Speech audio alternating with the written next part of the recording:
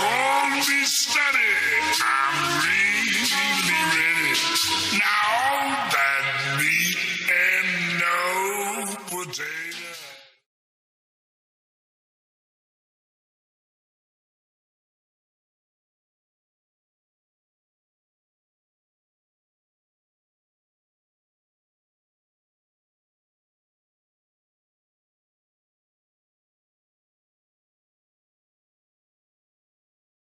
If a pilot is flying around the curve of the Earth, then he should be dipping the nose down every 5 minutes. He should be dipping the nose down to stay around the curve. But the thing that really got me interested was, as you say, the gyroscope. In a plane, there is an artificial horizon. Okay, and it's based on a gyroscope. And if you spin a gyroscope on a surface, it will want to stay upright. You can twist and tilt the surface as much as you like, the gyroscope will stay upright. So, if a plane has a gyroscope and it starts following the curve of the Earth, the gyroscope would stay upright, which means the artificial horizon will start to roll backwards. But it doesn't. That's absolute proof that a plane flies over a flat surface rather than a curved one. Because I asked the pilot on my last flight, do you ever notice the artificial horizon rolling backwards? He said, no, but the artificial horizon has complex electronics in it to make sure it knows where it is on the Earth and it compensates. But I went to the manufacturer of the artificial horizon, and they confirmed to me that it's completely mechanical, nothing electronic in it whatsoever. So it's literally just a gyroscope that can freely move. So that right there is proof to me that planes fly over a plane. None of it makes sense. The problem is that we're taught as children, this ball Earth lie, and you might ask as a child, what about the people in Australia? They're standing on the bottom of the globe, won't they fall off? And your teacher says, no, gravity. And you go, oh, okay. And you never go back to that question. But when you go back to it as an adult and start looking at it with a critical eye, right, the whole thing falls apart. As you say, the globe is spinning at 1,000 miles an hour. Neil deGrasse Tyson, who's a leading astronomer in America, I'm Neil deGrasse Tyson, bitch. tells us that the Earth is not a perfect circle, it is actually an oblate spheroid, it's squashed and wider at the equator. Yeah? So Earth, throughout its life, even when it formed, it was spinning, and it got a little wider at the equator than it does at the poles. So it's not actually a sphere, it's oblate, and officially it's an oblate spheroid. That's what we call it. But not only that, it's slightly wider below the equator than above the equator.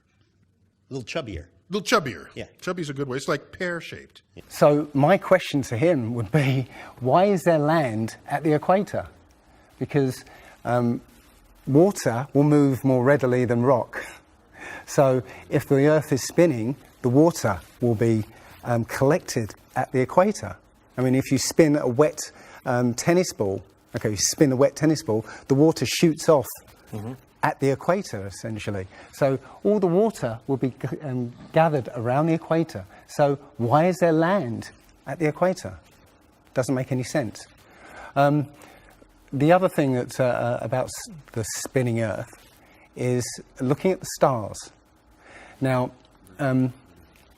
directly above the axis of spin is the pole star, Polaris, directly over the North Pole. And we're told that the reason that all the stars spin around the North Star is because the Earth is spinning at 1,000 miles an hour. Seems to make sense, because if you put a long exposure camera pointing at the North Star, you'll see the stars will make perfect circles around, perfect star trails. The only problem is the Earth is also orbiting the Sun at 67,000 miles an hour. Okay, the Sun is moving, dragging the Earth and all the planets up that way or that way at 600,000 miles an hour. So why do we see perfect circles? You know, because that's the slowest speed, that's slowest motion in that mix, and yet the Earth is moving 67 times faster that way, and 600 times faster that way.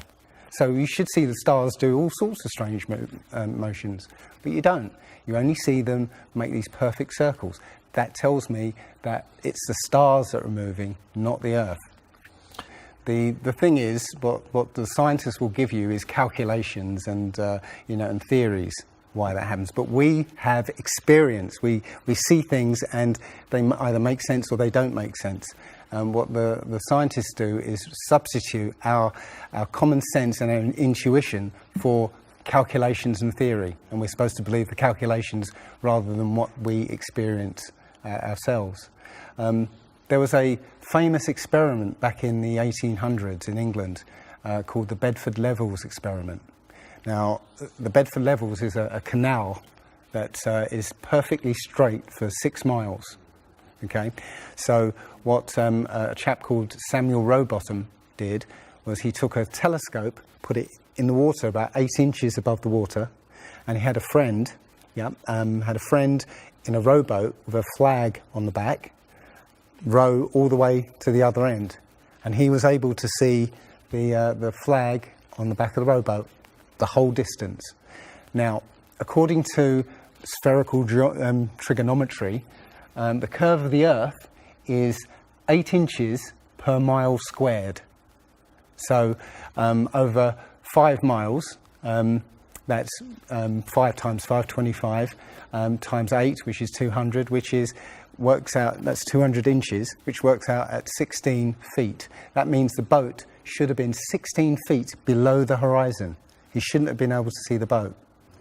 Now, the scientists will say, oh, refraction and this and light bending around the Earth and stuff. But the fact is, it's perfectly flat. And he in his book, he puts forward many arguments that show that, or many experiments that show the Earth is always perfectly flat. They say that you see the mast, go down last. It's literally just the way your vision works. Yeah, it's perspective and atmospherics basically. The limit of your vision is supposedly 3 miles. And then after 3 miles, you're supposed to see the boat start to go over the horizon. It's funny that Neil deGrasse Tyson again says that, explains that you can't see the curvature of the Earth from a plane. He says this, you can't see the curvature of the Earth from a plane because you're not high enough. The Earth is so big that you can't get high enough to see the curvature. Yet, you can apparently see a boat go over the curvature over the distance of 3 miles, which doesn't make sense. The thing is, when you look out and you see a boat start to go over the horizon, if you suddenly get a pair of binoculars and look, it comes back again. And once it goes out the sight of your binoculars, if you get a telescope, it comes back again. It doesn't go over any curve of the horizon. What we found, many people have done experiments with very high-powered zoom cameras, and they've watched a boat sail out to sea, and they've just kept trained on this boat. And what they see is, after a very long distance, you see an atmospheric effect where the bottom of the boat disappears and the top of the boat inverts, so you see a sort of mirror image. And that, with your eyesight, basically the bottom of the boat just melts into the horizon. One of the best examples of that is the Antwerp Notre Dame spire, which can be seen something like 240 kilometres away from the spire. So that should be over a mile below the horizon, and you can still see it. There's been a few famous examples just recently of a man who took a picture across the Great Lakes from Michigan and was able to see, I believe it's Chicago, which he shouldn't have been able to see. And the television station basically said it was a mirage. This is from Joshua Nowicki, and what you're seeing here is a mirage. We typically would not be able to see this from the Lake Michigan shore. We talked about this last night. Conditions are right on the lake that we're actually seeing a mirage of the Chicago skyline. But they always say it's a mirage, but for a mirage to happen, you have to have very specific atmospheric conditions. And there have been so many people who have seen exactly the same thing on different days, different seasons, always the same. It's not a mirage. It's simply that you're looking across a plane. You see in a kind of pyramid shape. Yeah, you have a horizon at your eye level, and everything above the horizon will go down into the horizon. Yeah, everything below the horizon will seem to go up. Just like if you're in a long hallway, you'll see that the walls will start to move in, and the roof and the floor will start to move into the centre. Yeah, so literally between you and the object you're looking at, there's all sorts of things, sort of like waves going up and down, and while you can't see them, if they're beyond the limit of your sight, sometimes they can still obscure what you're looking at. But it's just because they're between you and it. And it's just the way, it's literally perspective. It's better if I could draw a diagram, but it's a very difficult subject to get your head around if you're not used to it. But it is perspective. One sort of other proof is there's a place in Bolivia called Salar de Uyuni, which is a salt flat. It's literally 100 miles wide one way and 80 miles across. And it's perfectly flat. And when it rains, literally you get an inch of water and it looks like a perfect mirror. Now, how does that happen on a sphere? Yeah, it shows you that, if you're one end of this salt flat, you can see perfectly clearly the other end 100 miles away. So it's just showing you that the Earth is flat, and without the effect of the waves in the sea, you'll be able to see a whole lot further. If you were to go to NASA and download one of their photos of the Earth in the moon's sky and put it in Photoshop, okay, drop the saturation and the levels down, you'll see that the Earth has been pasted in, because you'll see a rectangular box around the Earth. It's all fraud, it's all fake. Pretty much everything NASA puts out is fraudulent. There are no images of Earth from space. The only one that NASA actually claims is a photograph was from 1972, and it's the famous picture. It's got Africa sort of near the top, and it's the same picture they've been using for the last 40 or 50 years in every textbook. Every other image is what they call a composite. It's Photoshop. There was another layer to sort of simulate the atmosphere. And then there's this little bright spot. It's called the specular highlight. So it's the reflection of sunlight off of water. Those are the pieces, but you can't just slap them all together. It just didn't look realistic. It looks kind of flat, or the clouds are sort of too see-through. So I just hit Command-Z a lot. There's artistry to creating the world. What I imagine it to be. Unfortunately, I'm not an astronaut. I've never been to space. But I've looked at these images over and over again, trying to sort of get the essence of it. It is photoshopped, but it's has to be. It is photoshopped, but it's has to be. It is photoshopped, but it's has to be. It is photoshopped, but it's has to be. And many of us have been looking at these images of Earth, including the one they call the Big Blue Marble, which was released in 2002, I think. Again, when you zoom into it with Photoshop, you'll see where they've used the clone tool in Photoshop to take a picture of one of the clouds and stamp it in various places around the picture. And they got lazy. In another image, they've even photoshopped the word sex in the clouds, which is a subliminal tool they use to get people to sort of relate to something. They literally, you can look at this and you can find it on NASA's website. In a video I'm working on at the moment, I've got a video from what they call the Galileo space probe. As it left Earth, it took a series of shots of Earth, apparently. And you see that over the course of 25 hours, the clouds never move, okay? Now, I happened to find some pictures of, satellite pictures of Earth, and I noticed that in these separately taken satellite shots, the clouds were exactly the same as the ones in this Galileo shot. So it's a cloud map. It would be very simple indeed to just silence everybody, put an end to this topic once and for all, turn the Hubble round and show us Earth in real time, zooming in onto a place so that we can see what's happening at that place, and we know that there is something up there looking down on us from space. But they will not do it. They can't do it. It doesn't exist. It literally doesn't exist. When you go onto the plane tracking software, you'll see hundreds and hundreds of flights over the northern hemisphere, and you can track those flights from beginning to end.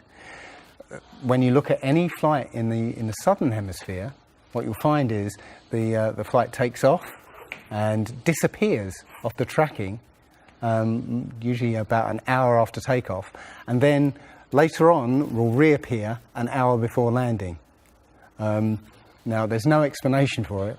I mean, the point is that distances are very different, and distances and flight plans are very different on the flat Earth than they are on the ball. And when you look at flights in the southern hemisphere, they make some really crazy, sort of deviations. So, for instance, if we look on here, let's say a flight from Cape Town over here to Australia, say Sydney in Australia, they will take you to Dubai first, somewhere around here, yes. Just recently there was a case of a woman who was pregnant on a flight, and she was her waters broke on the flight. And I think it was from the Philippines to Los Angeles.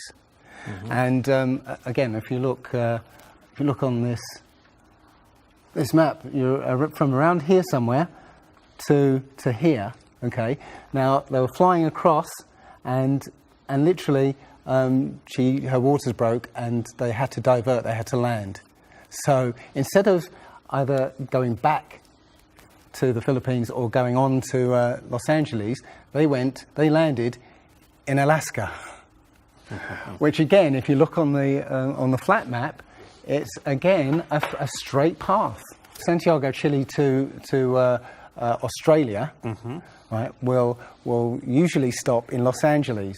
Again, you can see on the flat map that it's again a straight path. It all seems to make sense, and if the only thing that would sort of confirm it or disprove it would be GPS, but hey ho, GPS doesn't work in the southern hemisphere. This is an issue because there have been a few people who said they've taken flights that have taken only 14 hours, and they're direct flights from Australia to South America. Now, somebody has actually redrawn the flat map to take into account these the distances. And apparently the distances work out. I haven't seen the map myself, but I should be looking further into it. But yes, up until these people came forward, and again, I haven't seen any real evidence that they have taken these flights. They told me they've taken these flights, but who knows? They can actually advertise a flight that's direct.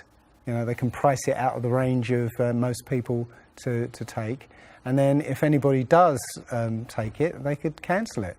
I don't think any flights actually fly directly over the North Pole at all. I think they skirt the North Pole, but I don't think they fly directly over the actual pole. So I don't know if it's to do with magnetics.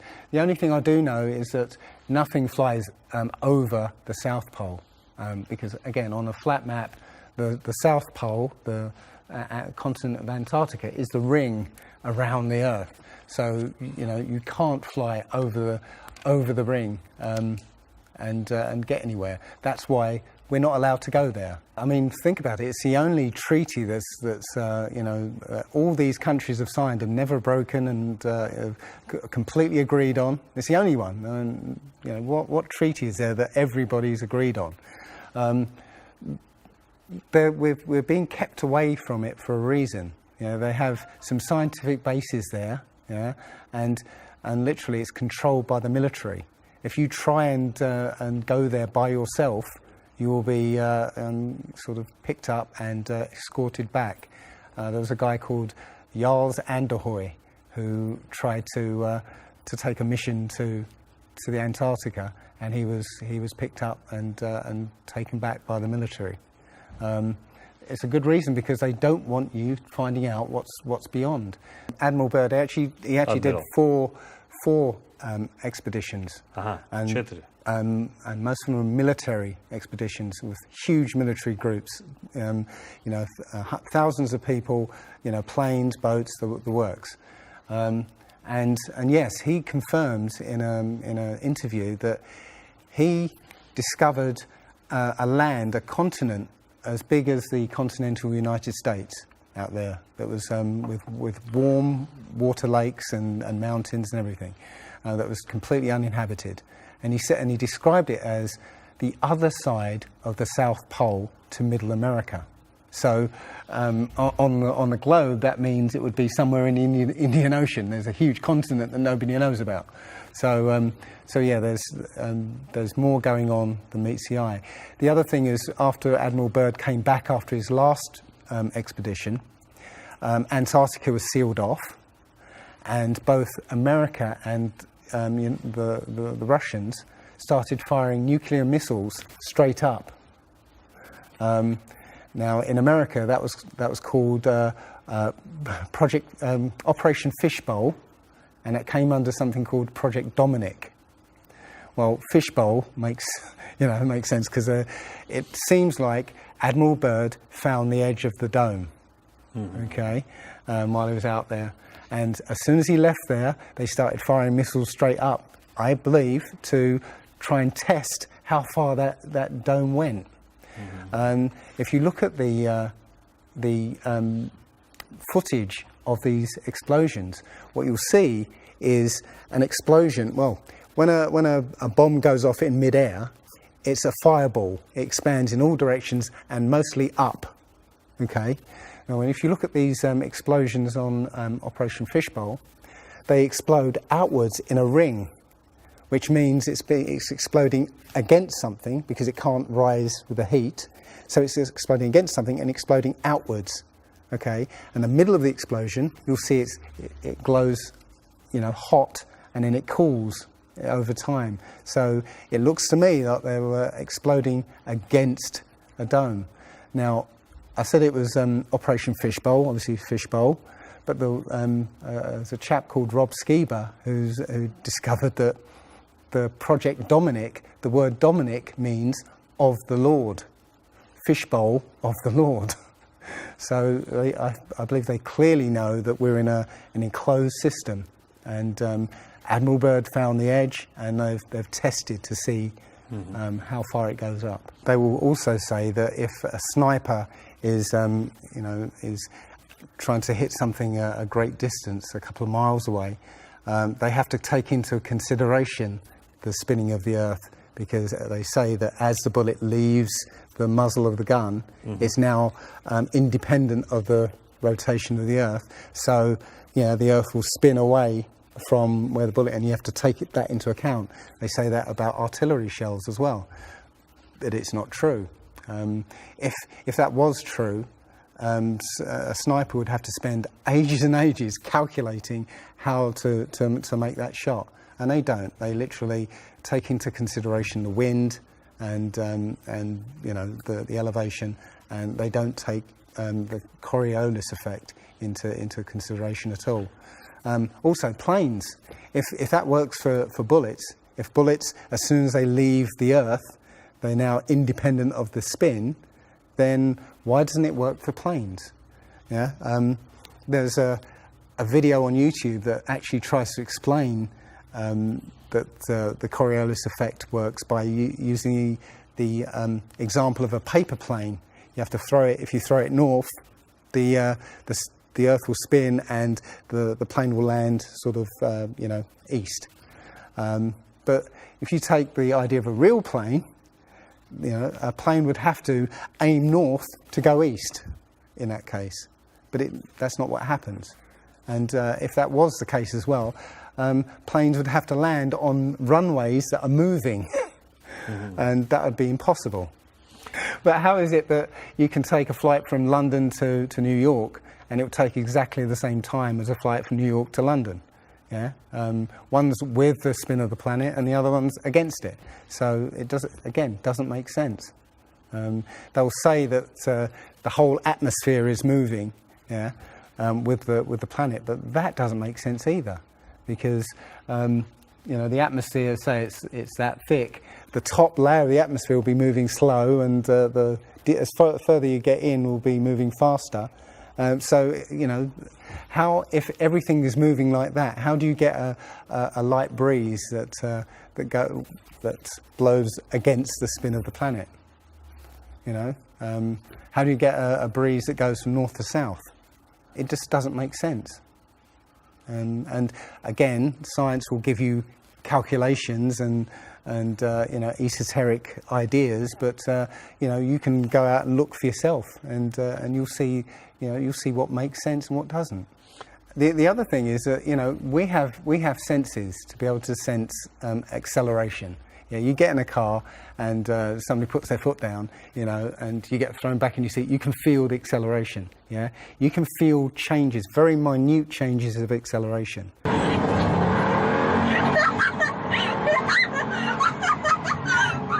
Yeah. So how is it that if you live up here in Macedonia, yeah, which is spinning at maybe 700 miles an hour, yeah, because the speed it's spinning is slower than this speed. So if you took a flight down to Africa, yeah, on the equator, why don't you feel the change in acceleration? Yeah, so why don't you feel the change in acceleration? You know, you have these senses that will register the slightest change.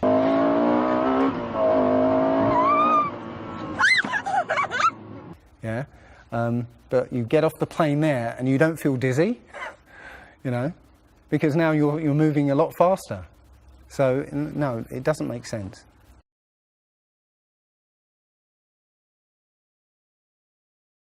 Well, you know, you saw from his balloon when he stepped out on the platform, you know, the curvature of the Earth.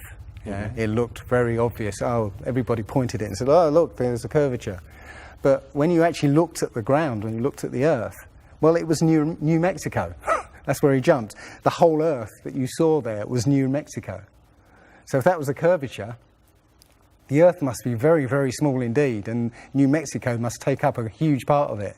Yeah, it was a fisheye lens to curve that, to make that curve. And when he jumped, it took, I think it took him like 2 hours to get to that height. Yeah, he went straight up. In that 2 hours, the Earth should have rotated away quite a distance, but I think he only landed something like 70 kilometers away from where he sort of went up in the first place, and that can be you know, attributed to the wind. You know, so no, I mean that there's no proof whatsoever. There is so much to this. As I said, if you start looking and asking questions about the very basic things, you'll find that the answers you were given as a child just do not make sense.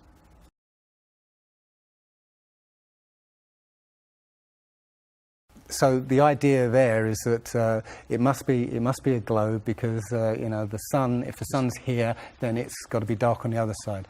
Well, the thing about the sun is that we're told it's 93 million miles away. It's not. It's actually something around 3,000 miles away, and about 34 miles across.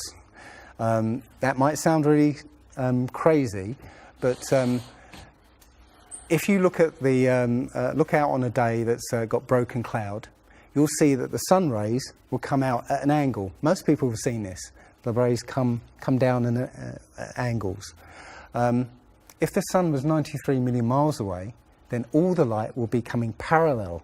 So if you imagine, there's no way to show 93 million miles, but something way, way over there, all the light that reaches this globe will be parallel. There's no way that light can come that far and spread out like that. Now, if you follow those light rays, you'll see exactly where the sun is. And as I said, it works out to be about 3,100 miles.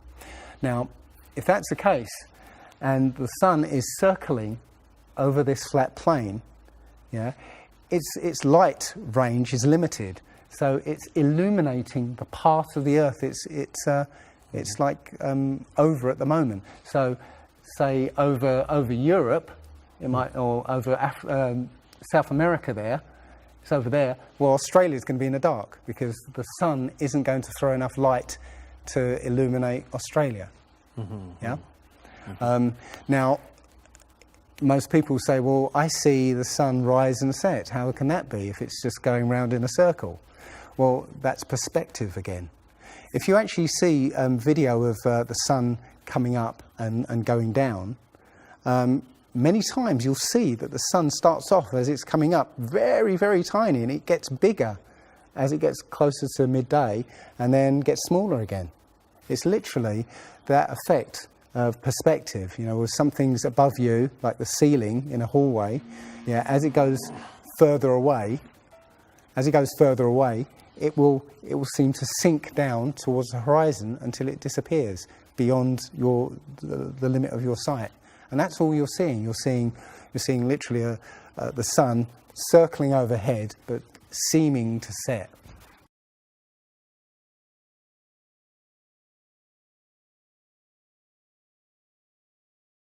There was a team in California that launched a rocket 75 miles up. And you can find this video on YouTube. It's difficult to watch because the cameras, there were 7 cameras on this rocket, and it was spinning as it went up, so it's very, difficult to watch.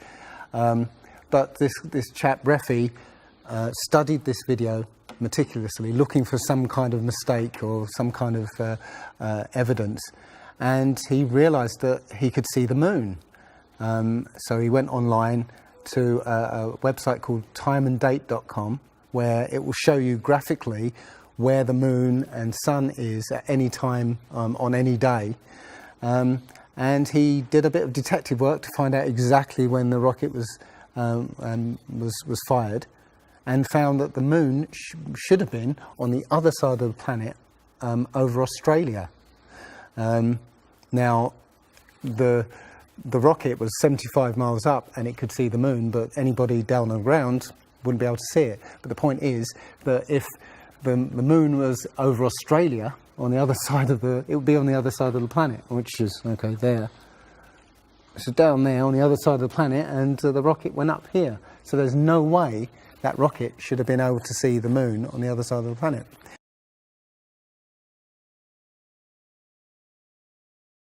If you watch the trajectory of the space shuttle, it doesn't go straight up. It always goes in a curve and out to sea. The point is that they actually go horizontal. The space shuttle goes horizontal. It never goes any further up. It goes horizontal, very, very low down in the atmosphere, because it drops its external tank while it's still in the atmosphere. So, it's still in the atmosphere while it's horizontal, so it never gets any higher, and it goes out of sight, not because it goes too high, because it goes too far downrange.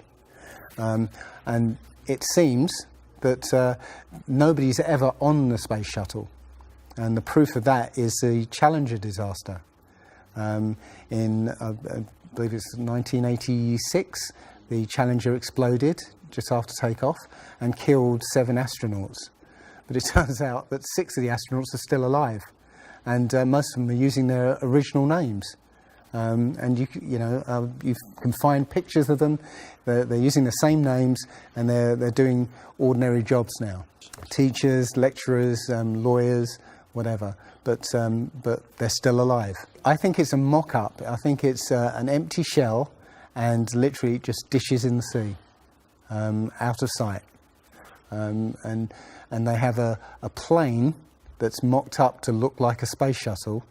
And you can see whenever the space shuttle lands, you can hear it. It's a loud jet engine. You watch any video of the space shuttle landing, you can tell it's a jet engine. It's a jet-powered aircraft. That's it. It's not a glider. In my video, I show you a glider, how that seems, and then I show you the space shuttle. And yeah, it's not a glider. It's an aircraft.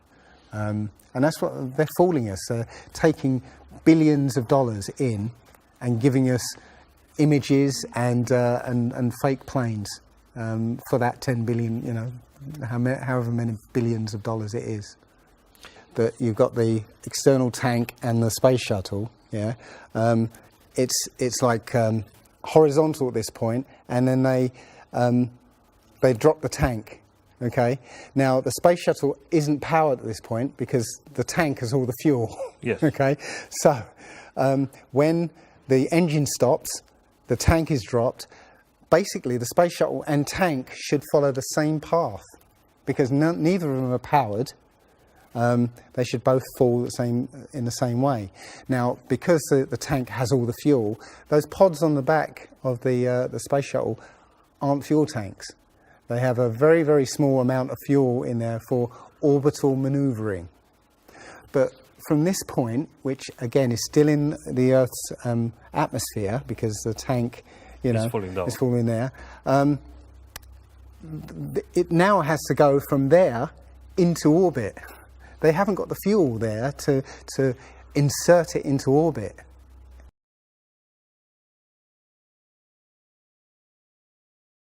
Disney and NASA have worked very closely together. Disney worked with NASA on the moon project. Yeah, they made it. They filmed it so that it would be entertaining for the masses. Yeah, and they're still working with NASA. I absolutely believe that Stanley Kubrick, filmed the moon landing. He left a few clues just to say so that like Michelangelo. Yeah, so that we eventually would know that this was his work. Yeah, I did this. It's a joke. It was meant to fool people in 1960s. So you got like clear footprints, but yet you don't have where an impression where the pads of the lunar lander were, or a blast crater where the engines were blasting downwards. And also, the camera followed the capsule straight up, right? And it followed it very precisely, right? And it stopped when it started to pitch over, right? Now, NASA says, we did it remotely. Well, there was a 2 or 3 second delay between sending signals and the camera starting to respond, and then another couple of seconds for them to see what's happened. So it's next to impossible to get that sort of accuracy with that kind of, and it's only done once. I mean, they can't sort of keep doing it over and get it right. They do it once and they got it right the first time. So no, it's either they left an astronaut on the moon to film them, or it was fake. It was fake. It was absolutely fake. There's not too many people involved in this. I mean, NASA controls space as such. The other agencies, have popped up. But literally, it's a money-making scheme. NASA makes, hundreds of billions of dollars a year. Dobra, Rusi. Okay. The Russians, they're getting in on the act as well. They make money from this. And have you seen the imagery that they put out?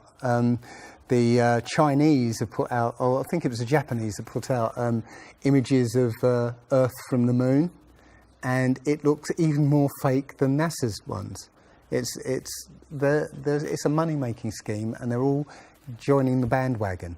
But you know, that isn't the first thing that's been hidden over the years. I mean, we're all driving petrol cars because 100 years ago, the Rockefeller family basically cornered the market on oil, and the car industry was going electric. So, you know, all cars would have been electric from the get-go, but they basically forced everybody to use petrol cars, and have hidden this secret. And literally, you know, we could be running around in electric cars that have unlimited mileage by now, but we're still using these 100-year-old machines, dirty machines, because of a secret that's been kept. It's easy. If everybody's been trained into believing that this is real, right? And there's space, and it's within our interest to explore space and you know, go to the moon, go to Mars. Yeah, people will pay for it, and they're making billions. Mm-hmm. And yeah, there's more to it, because I believe there's a big deception coming, and it's to do with aliens, because now since Roswell, 1947. That was the first time anybody had ever understood the idea of aliens. But since then, we've been bombarded with science fiction and the idea of aliens. And most people believe there are aliens out there. So they've prepared us for an alien invasion or an alien saviour. And I think the flat Earth came along at the right moment to educate people, to make people believe or understand that we've been lied to. And if you know, as I know in my heart now, that is real, this isn't, I will not be fooled by aliens coming, because there are no aliens. There's no space. Yeah, it's all fantasy by Disney and NASA.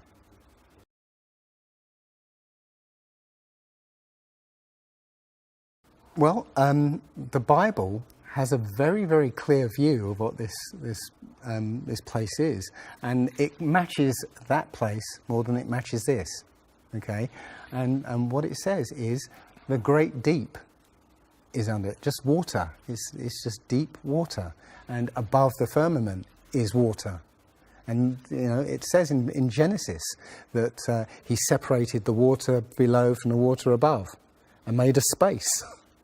And then made dry land appear out of the water. So what's under the flat Earth? Well, it's water, and it just goes on. Again, I don't know for sure, because I've not been under there. I don't know what's past the outside of, or the you know, the first few hundred miles of Antarctica. But everything I've seen over the last year and a half tells me that is true and this isn't. And I'm starting to believe and trust my intuition about this.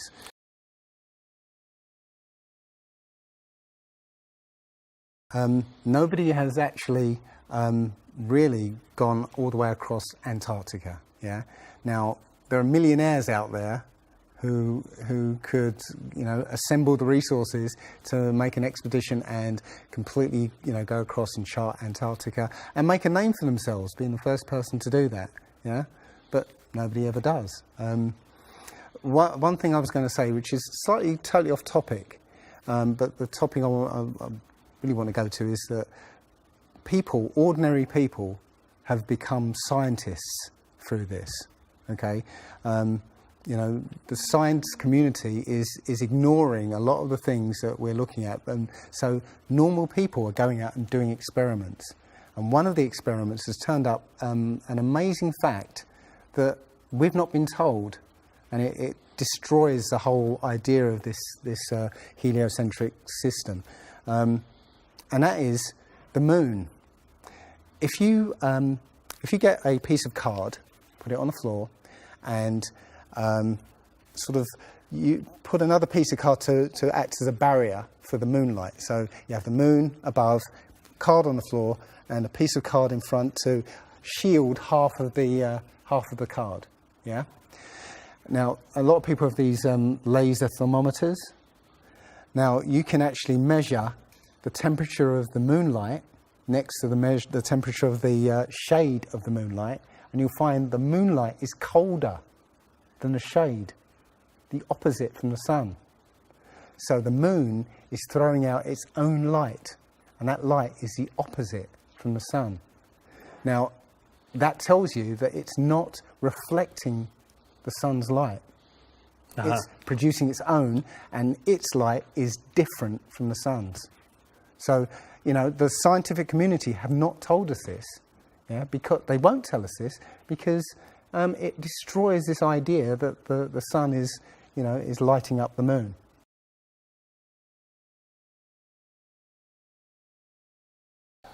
This world is very different from what most people think it is. There are very powerful people who essentially rule this world right now. And the ordinary person is a slave in this world. And slaves aren't educated.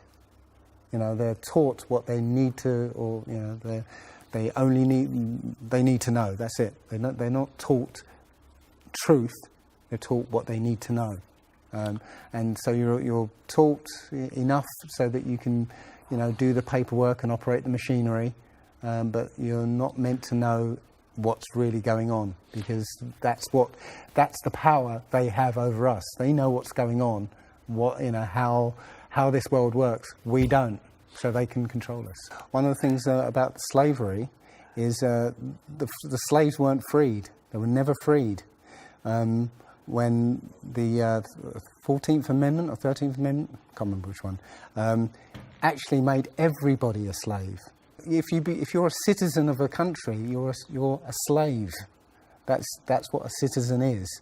So they literally extended the slavery to everybody and made it an open prison, and that's where everybody in the world lives now.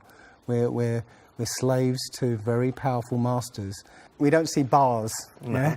The bars are the borders of the country, right? You have to use a pass to get out, and they'll let you out if you show them your pass. Yeah, and sometimes they won't let you out. You know, as I was coming here, I was lining up to go on the plane, and somebody in front of me was told, no, you can't fly. They found something in your bag, so you can't fly today. So, you know, we have, as I said, we have natural rights to travel anywhere on this earth. We were born on this earth. We have the right to travel anywhere. But our masters have kept us in small, open prisons that you need to get permission to move around.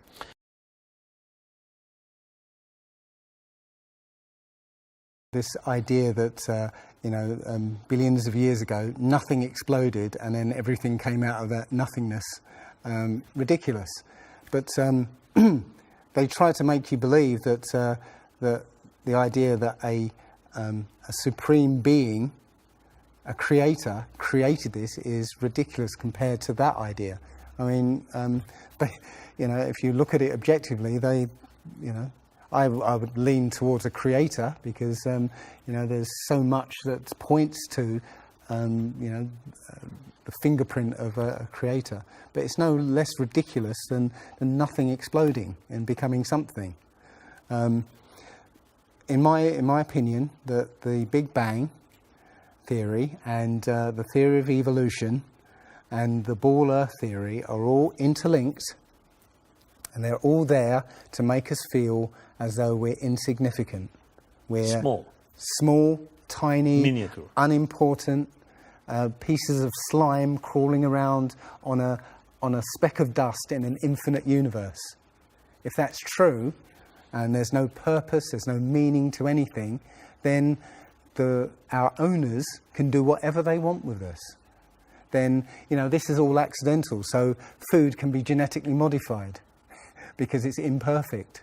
You know, we can be modified because we're imperfect. You know, if we realise that this is the universe, and Complete universe. yes, this system is the Is complete everything. is everything. Everything that NASA has put out is CGI, is fake. Okay, you know, people say, I think you mentioned it. You know, if you look out into the universe, you see that the moon is round, you know, spherical, and the planets are spherical, and so why are we flat? Well, how do you know that the planets and the stars are spherical? You know, all you get is, if you look for a telescope, you see a flat disk. If you think you see a spherical shape there, well, it needs two eyes to resolve 3D. If you're looking for a telescope, you can't see anything in 3D. It's going to be flat anyway. So all you see is a flat blob of light. It's only NASA that's given you these beautiful pictures of so-called planets and stars. Yeah. So it's a fallacy to say, well, everything else out there is spherical, so we must be. You know, how this is special. You know, so why? It's like saying a basketball is round, so why isn't the court round? You know, it's a fallacy. So this idea of a ball Earth, theory of evolution, the Big Bang, is all about making us feel nothing, so that we can be used. If everybody realised how special we all are, how unique every single life is, then this whole world would change overnight. We wouldn't allow ourselves to be used by this cabal. We wouldn't allow this planet to be destroyed, because they're destroying it because, oh, it's just an accidental planet, one of millions. We've found other Earths. You know, eventually, if this one gets too messed up, we'll go to another one. No, this is it. So if we all realise that, then we wouldn't allow all these things that are going on. It's all about control. There are a small group of people who want to control the world, and because there's so many of us out there, you know, they can't control us directly. They can't, you know, this small group of people can't, you know, come round to all of us and control us directly. So they must use our own minds, our own hearts and minds against ourselves. And this is what they've done.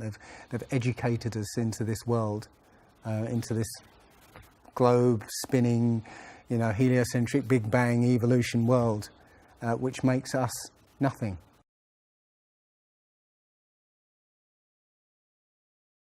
This is amazing because when I first started looking, it was about 1.5 years ago, I looked on YouTube and there were maybe about 100 videos, not even that probably, and nobody was talking about it, right?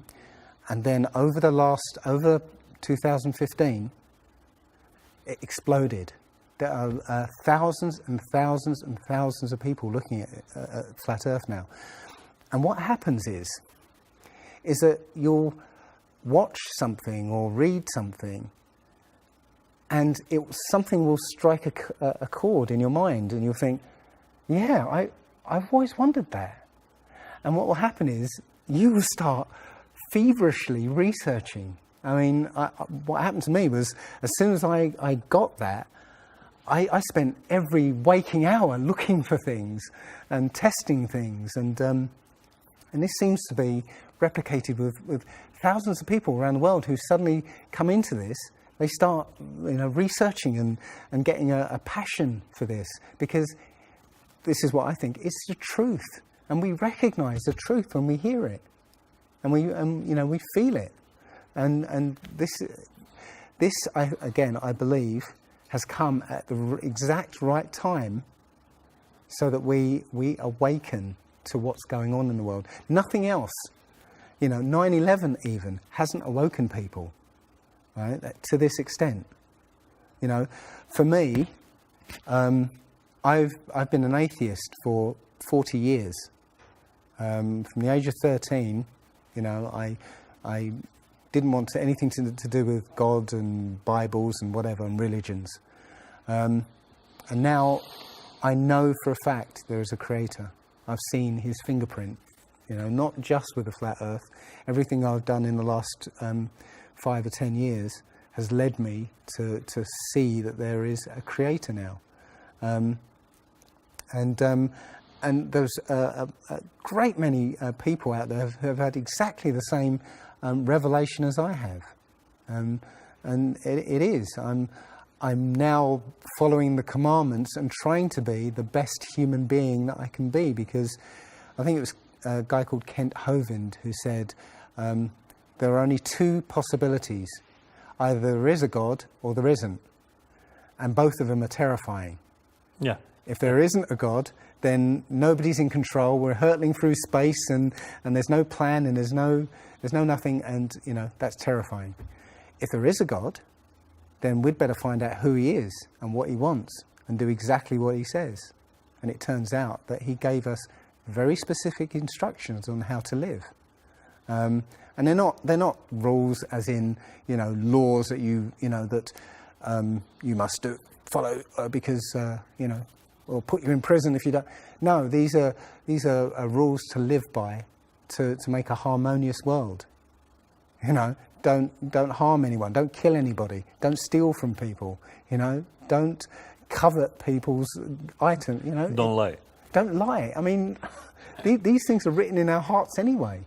Yeah, but we're in a society that that legalizes all of the 10 Commandments. You know, the policemen and soldiers can kill. They're allowed to kill. Yeah, you know, Politicians can lie. They can lie. They're lying all the time. They're actually. lying all the time. Police have been told that they are allowed to lie to try and get to catch somebody. Yeah, they're allowed to lie. Everything in the 10 Commandments is legalized in this society. That tells you who runs this society. Yeah. So yeah, this is a profound movement. I don't like using the word movement, but it's a profound shift in consciousness for people, because unlike any other topic that's come out in the last few years, this one has made people realise that they've been lied to.